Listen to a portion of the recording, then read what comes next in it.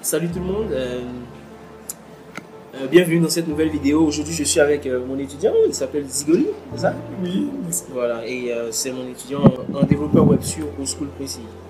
Donc du coup aujourd'hui avec lui on va parler déjà de HTML CSS parce que c'est la base pour devenir développeur web.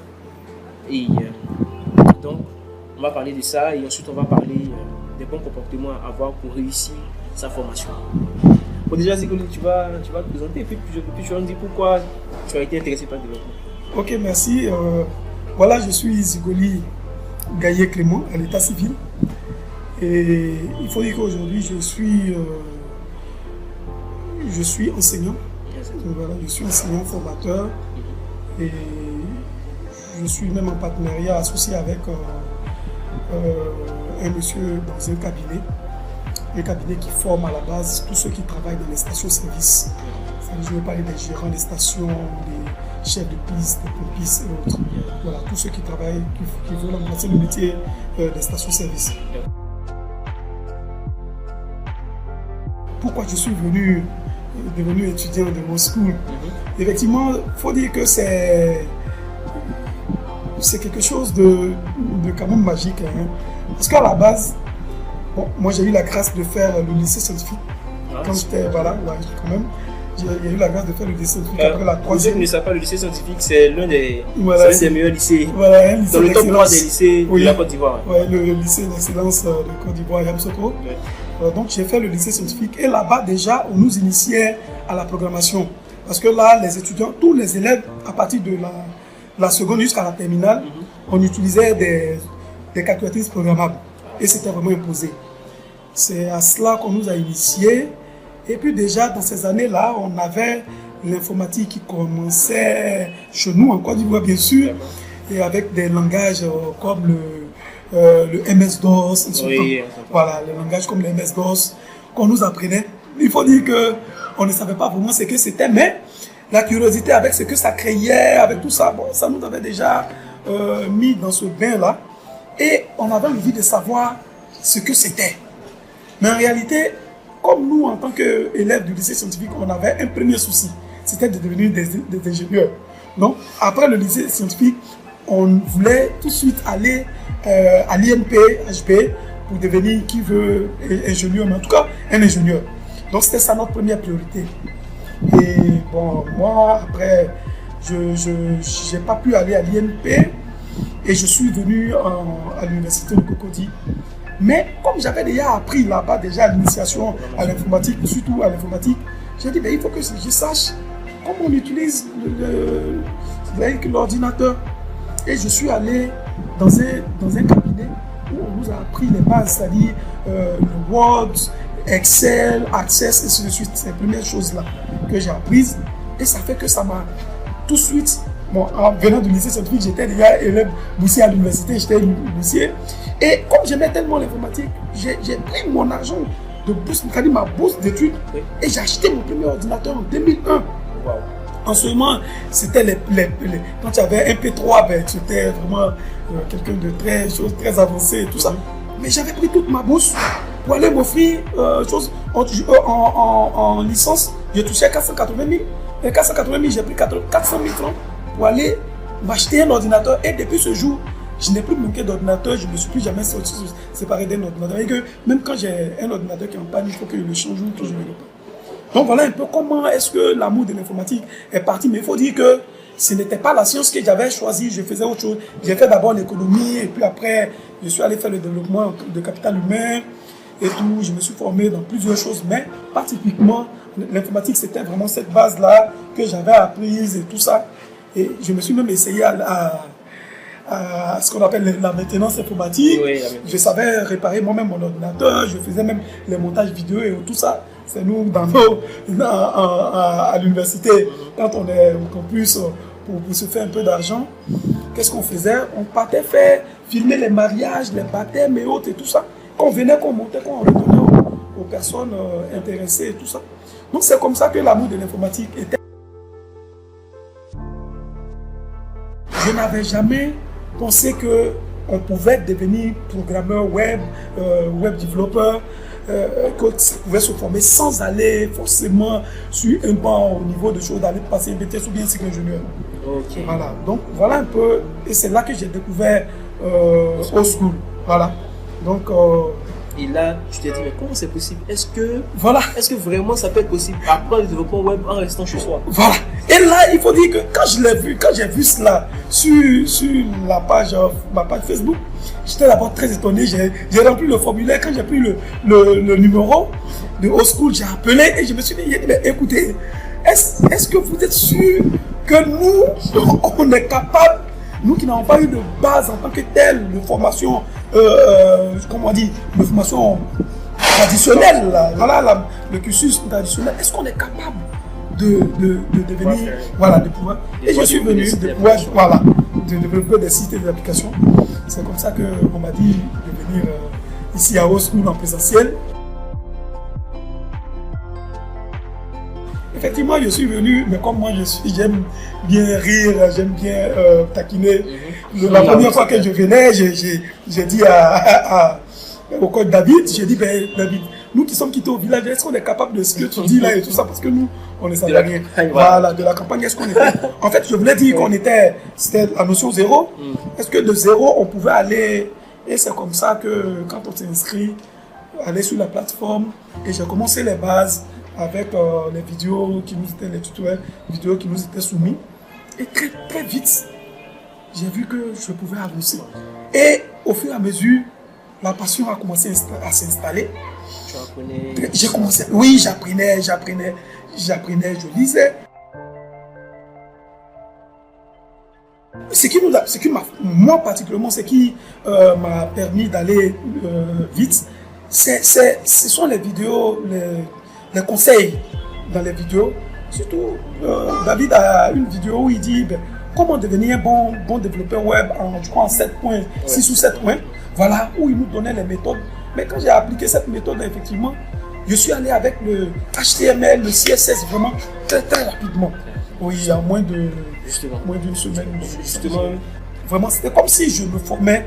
Et parce qu'en toute formation, moi particulièrement, quand je fais une formation, j'essaie de chercher la logique du cours, c'est-à-dire du module. Je cherche la logique du module. Et quand je me suis rendu compte, j'ai fait une analyse, je me suis rendu compte que l'HTML et le CSS, j'ai caricaturé ça comme si c'était une page Word que j'avais, et qu'avec l'HTML, on fait la saisie. Et pour la mise en forme de l'élément, il fallait utiliser le CSS, parce que là, c'est là qu'on peut mettre, changer les formes des différents paragraphes des écrits, donner la couleur et autres et tout ça. Donc, j'ai vu que c'était comme Word, où je fais la saisie, c'est-à-dire le traitement Word, c'est quoi? C'est les deux parties. On fait d'abord la saisie du test, et en deuxième position, on fait la mise en forme du test. Donc c'est comme ça qu'il y a quelques temps, et ça m'a permis d'aller vraiment très vite. Ouais. Oh, mais je pense que, bon, toute modestie mise à part, mais en HTML et en CSS, là je pense que je peux faire vraiment, beaucoup de choses. Oui, beaucoup de choses. Oui, je peux traiter n'importe quel test. Je peux faire un site. Un site de présentation.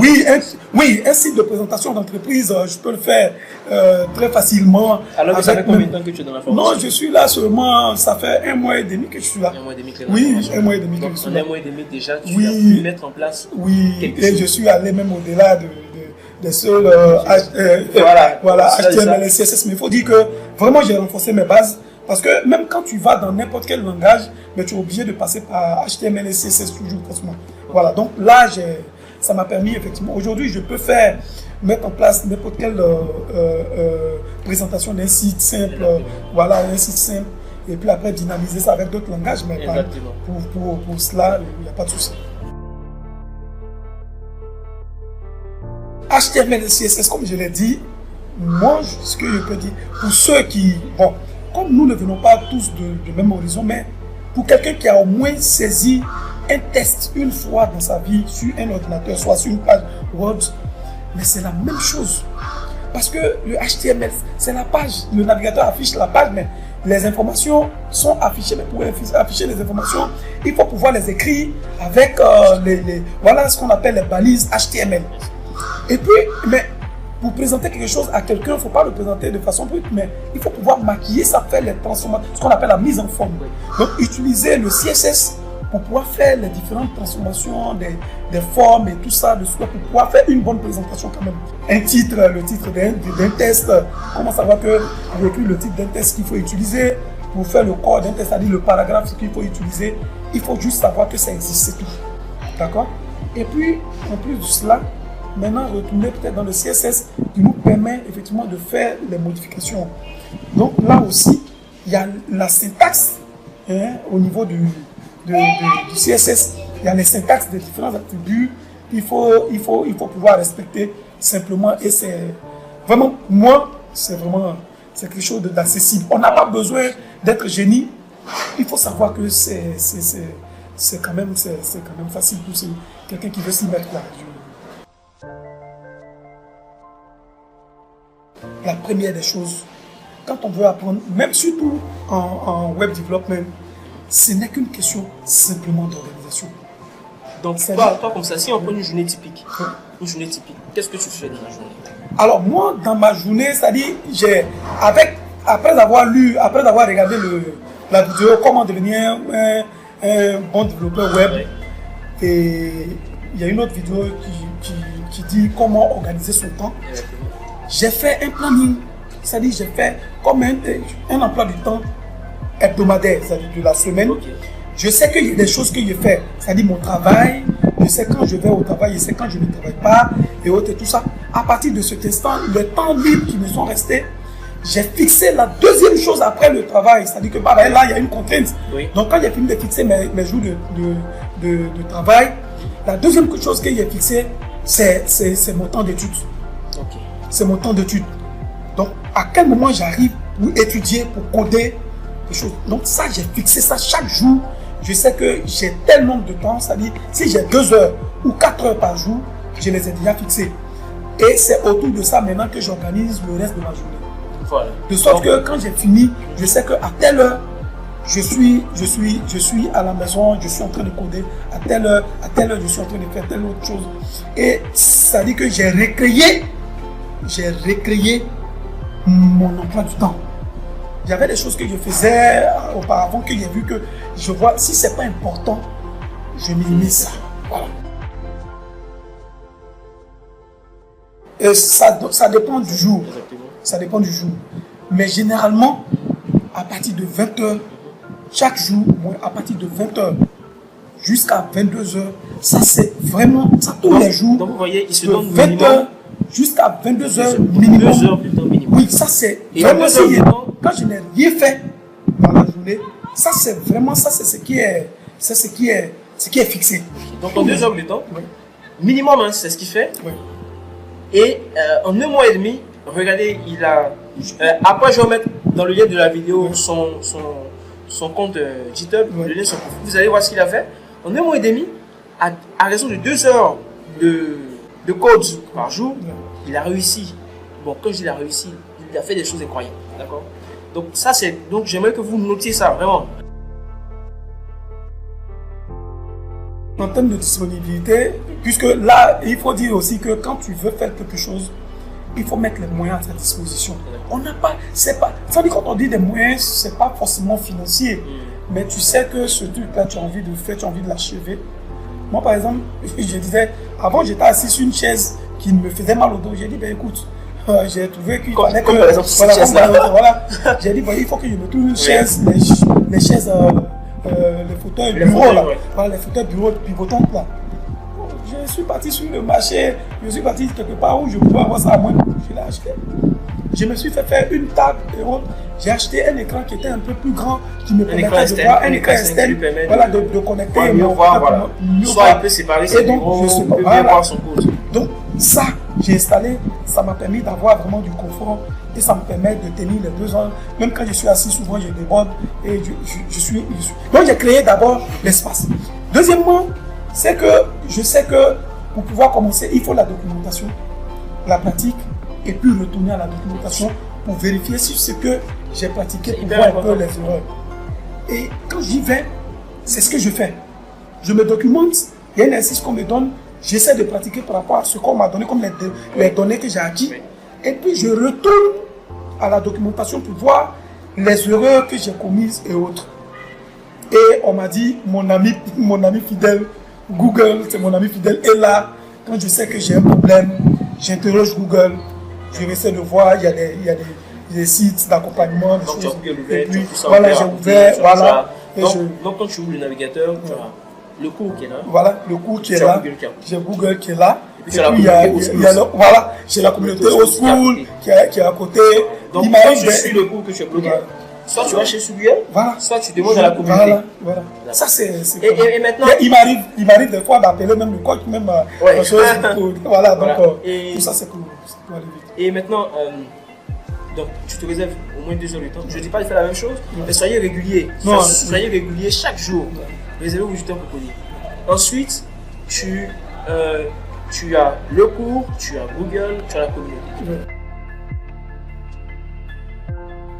Non, c'est pourquoi mon bureau est dans ma chambre. Voilà, ok. Donc, je développe ça. Oui, non. Mon bureau est dans ma chambre. Et on sait que quand je suis rentré à la maison, mes parents savent que quand je suis rentré dans la chambre, je suis en train de travailler. Et là, vraiment, c'est pourquoi, excusez-moi, hein, je ne suis pas contre les réseaux sociaux et autres, mais quand je suis en train de travailler, parce que je n'ouvre pas les réseaux sociaux. Quand je suis en train de travailler. Voilà, c'est-à-dire, je ne vais pas sur les réseaux sociaux. Quand il n'y a pas quelque chose à dire, ce que j'ouvre, c'est la communauté. Parce que je sais que là, au moins, si on peut me donner une information rapide au niveau de la communauté, que je dois réagir, je réagis rapidement et puis bon, je retourne à mon travail. Mais je ne vise pas les réseaux sociaux. Et non, là, voilà, pour ça, je suis discipliné là-dessus. Voilà. Donc, même quand mon collaborateur m'appelle, il sait que de telle période à telle période, je suis en train de travailler. Donc, vraiment, quand c'est un truc, il m'envoie un SMS après que je lis après, mais vraiment, quand ça part du domaine. Tu vois, ça fait que il sait, quand je lui dis, je suis en train de travailler, il sait déjà que de telle à telle heure, je suis. Voilà, donc à ces heures-là, vraiment, il ne m'appelle pas. Voilà, donc voilà. Ça demande de la discipline, quoi, à mon sens. Vous voyez, toutes ces habitudes qu'il s'est données, d'accord, à mesure de les respecter, à mesure de les avoir, ça. Ou bien pour respecter ces habitudes-là, il lui a fallu de la discipline. Oh, bien sûr. Donc, quelque chose que vous allez faire, il vous faut vous donner du temps, d'accord, et de la disponibilité. C'est-à-dire qu'il vous faut être à fond là-dessus. Ne pas permettre qu'on vous dérange pendant que vous êtes en train d'apprendre. Mais voilà. Après, ça devient un comportement, hein, et tu te rends compte qu'il y a beaucoup de choses que tu commences à vraiment laisser tomber parce que là, on ne voit pas ça, ça devient moins important que. Voilà. Donc, sincèrement, c'est de très bonnes habitudes que tu as. Je te félicite déjà pour ça. Et j'aimerais que vous en fassiez aussi autant. Quel que soit l'endroit, si vous êtes étudiant au school ou pas, ou que vous me suivez, quel que soit ce que vous faites, si vous voulez apprendre à coder, il vous faut avoir une certaine discipline. Comme Zigoli, soyez régulier dans votre apprentissage. Voilà. Et mettez-vous dans les conditions pour apprendre. Mettez-vous dans les conditions pour apprendre. Donc, voilà, en tout cas, merci beaucoup. C'est ce que je voulais partager avec vous. C'est vraiment un étudiant que j'aime particulièrement parce qu'il n'abandonne pas, il n'a jamais fait la programmation à fond, quoi. C'est-à-dire que c'est sa première fois de se mettre dans le développement web. Non, j'ai découvert même les histoires de balises, tout ça ici. Voilà, mais je pense que vraiment, ce que je voulais dire surtout, c'est que OSchool est une plateforme vraiment. Oui, il faut dire, même si elle est africaine, mais elle rivalise avec les. Parce que moi, en fait, en matière de programmation, c'est la première fois que je le fais, mais j'ai déjà fait des formations en ligne avec d'autres écoles. Oui. Mais je veux dire que le cours, c'est-à-dire la formation avec OSchool, est tellement bien élaboré que quiconque veut vraiment se mettre à la programmation a les capacités d'avancer aussi rapidement. Parce que les cours sont tellement bien élaborés, et c'est ouvert, il y a la communauté qui est là. Les autres amis sont là à notre disposition, donc il suffit de mettre vraiment l'information sur notre plateforme et puis automatiquement il y a quelqu'un là-bas qui peut venir à ton secours, à ton aide et puis donc vraiment, je vous dis merci et puis je vous demande d'aller mieux, aller au-delà, parce que vraiment, aller au-delà de ce que vous avez déjà fait. Et puis, mais sinon, moi, particulièrement, je suis satisfait de cette formation, parce que j'ai déjà fait d'autres formations, j'ai déjà eu des qualifications dans d'autres cours et tout ça. J'ai fait même, j'ai passé des diplômes sur d'autres formations en e-learning, mais j'ai découvert Old School et je me suis... C'est-à-dire, je n'ai même pas 2 mois que je peux faire. Aujourd'hui même, je suis très avancé. Élaborer vraiment un formulaire avec PHP, c'était même, je ne savais pas que c'était possible. Voilà, mais c'est parce que la chose est bien élaborée qu'on peut aller, parce qu'on ne s'ennuie pas. Moi, particulièrement, je ne m'ennuie pas. Je vous dis par exemple, les lundis et les vendredis, je code plus que jamais, quoi. Parce que là, j'ai toute la journée et je ne suis pas ennuyé. Je ne suis pas ennuyé. C'est vraiment bien élaboré. Je vous félicite. Merci. Et je dis que quand je vous félicite, c'est pour que vous alliez plus de l'avant. Mais oui, c'est clair, vous n'avez rien envié aux autres, quoi. Merci. Merci. Alors, au début, j'avais, comme je l'ai dit, quand je venais, je vous ai dit que je suis entrepreneur, j'ai un cabinet de formation, je suis autrement enseignant, j'interviens à l'université, dans les universités à l'INP, c'est vrai. J'avais pour ambition de me créer un site web pour mon cabinet au départ. Mais au fur et à mesure qu'on a avancé, je crois que mes ambitions aussi commencent à évoluer. Oui, vers vraiment embrasser cette carrière de développeur. Okay. Parce que j'ai vu que au fur et à mesure des informations que j'ai sur Old School, avec les liens que Old School me donne et avec les informations qu'on nous donne, je me suis rendu compte qu'en fait, on pouvait faire de ça, je veux dire, un job, faire de ça vraiment une activité pleine. Et ça me tente beaucoup. Et c'est pourquoi je me force beaucoup à apprendre plus pour que je puisse arriver à cela. Parce que si c'est pour faire un site web, aujourd'hui, j'ai vu que ça, c'est possible. Là, ça, on a dépassé. J'ai dépassé cette ambition-là. Oui. Je suis en train d'aller maintenant vers me professionnaliser pour que je puisse faire autre chose que le simple site web que j'avais voulu faire au début. Parce qu'aujourd'hui, je suis capable de le faire. Toute modestie mise en terre, je suis capable de développer ça moi seul même, avec le niveau actuel que j'ai. Et donc, je me dis, mais pourquoi pas se mettre chose? Parce que, comme je le disais toujours, me lever tous les matins et aller faire un job, revenir le soir, être la contrainte de se fatiguer. Vraiment, c'est des choses que je n'avais jamais aimées. Et si je peux rester dans ma chambre où je suis en train de coder actuellement et travailler sans même avoir le temps de sortir les choses, je crois que c'est mieux. Effectivement, si vous voulez comprendre ces notions comme Zigoli, il faut savoir caricaturer les choses. J'aime bien dire, ne faites pas le par cœur. Le par cœur, c'est extrêmement dangereux. Oui. Pour déjà votre cerveau, pour votre santé mentale et votre santé physique. Mais il y a tellement de balises, il y a tellement d'attributs, il y a tellement de... Donc, on ne fait pas du par cœur. C'est un peu très difficile. Comme tu l'as fait, il faut caricaturer les choses. Tu as pris l'exemple de Word, la saisie et la mise en forme. Voilà. Vous pouvez prendre également l'exemple du squelette, du corps humain, HTML, et les vêtements qui représentent le CSS. Il faut comprendre la fonction, le rôle de chaque langage, comment l'utiliser. C'est ça. Et c'est ce que j'ai fait. Donc du coup, mon souhait, c'est vraiment de... C'est tout le mal que je peux te souhaiter. Même pour ton cabinet également, mettre fin au cycle de ton cabinet, permettre à tes étudiants de t'inscrire, embrasser la carrière de développeur. Voilà, c'est tout le mal que je peux te souhaiter. C'est tout le mal que je peux vous souhaiter également. Merci. En tout cas, Zigoli, merci. Oui, check. Merci à vous. Vive Old School. Merci. Ok, continuez toujours la bonne. Ciao.